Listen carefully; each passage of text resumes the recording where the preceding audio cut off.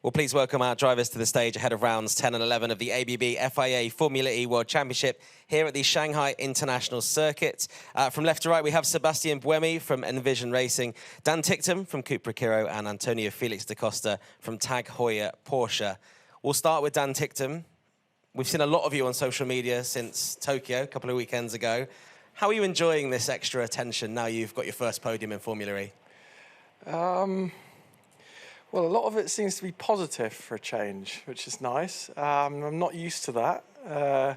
It's normally a barrage of hate and negativity. So, yeah, it seems to be positive. I'm obviously now in a team and a car where I can finally start to sort of prove what I've been telling people I can do in Formula E for many years. So it's still a very, very tough championship, but, you know, didn't quite hit the ground running this year, but we're getting there now. And I think more often than not, the car's in a pretty good window to be at the sharp end. So, but yeah, I mean, the social media stuff's nice, I guess. It's I'm quite happy to do it. If people keep sort of trying to show me for me, which I think that's what they're doing at the moment, and not trying to always paint some kind of villain narrative. So yeah, it's yeah, no complaints at the moment.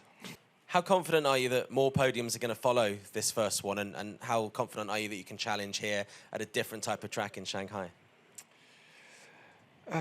It's impossible to predict the future in Formula E racing, to be honest. But like I said, I think we're more consistently at the sharp end. So this track in particular, I'm not as confident for with our car.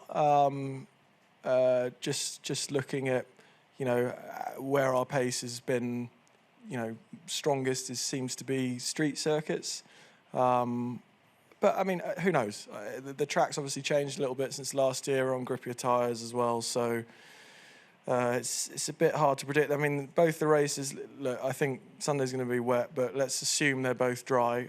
It's going to be a big strategy weekend. So, you know, qualifying is unfortunately not going to be like that important. So, but we'll see. I think compared to where I was at the beginning of the year, I'm much more confident in the car. So, you know, I'll just try to extract as much as I can at this track.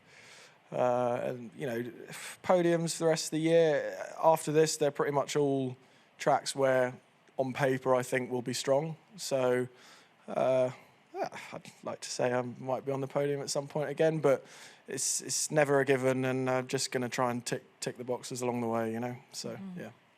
Thank you very much, Dan. Moving on to you, Antonio. There's obviously a big gap at the top of the championship. How important are victories here this weekend for you to close that gap personally to Oliver Rowland? Yeah, very.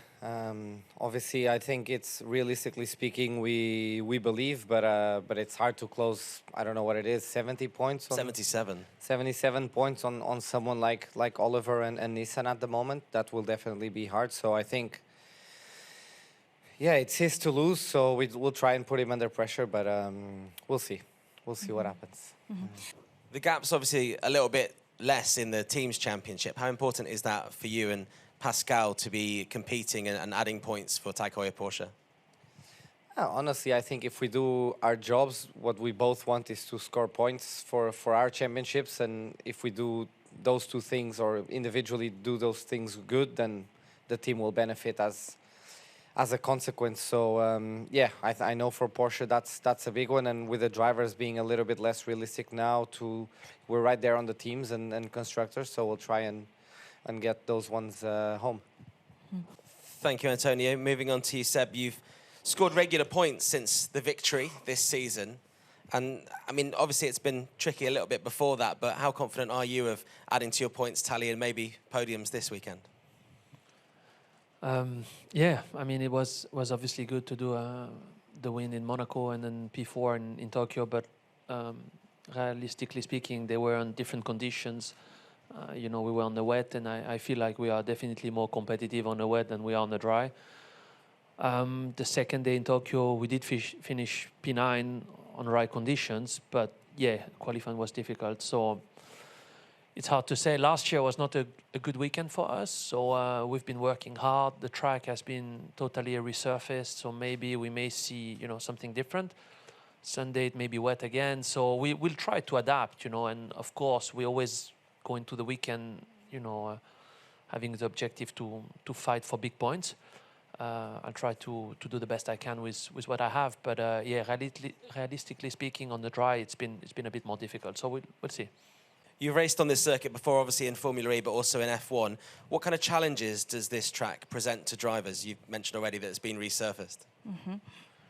Yeah, so it's a different track, obviously, to what I race here in WEC or Formula One. But I think it's a wide track. So obviously, you know, for Formula E, it's always very different to Tokyo. You know, you need some good stability in the car to be able to attack those high-speed corners. They're really high speed compared to what we're used to. You know, the race in general, it's a bit of a peloton race here, maybe less this weekend with the attack boost and then with the rain on Sunday. But you need, you know, you need a good car because you have a lot of margin, you know, a lot of runoff. So in general, people can always extract more or less the maximum of their car. So it's not like, you know, when you're in Tokyo and you have walls everywhere, you take a bit more margin. Here, you don't. So you need good pace, you know. But, you know, it's always tricky races around here, so we'll see. Mm-hmm.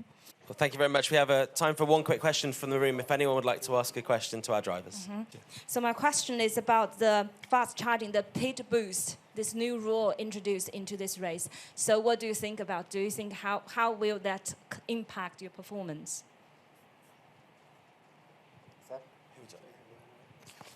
That question is for anyone who'd like to answer. I mean,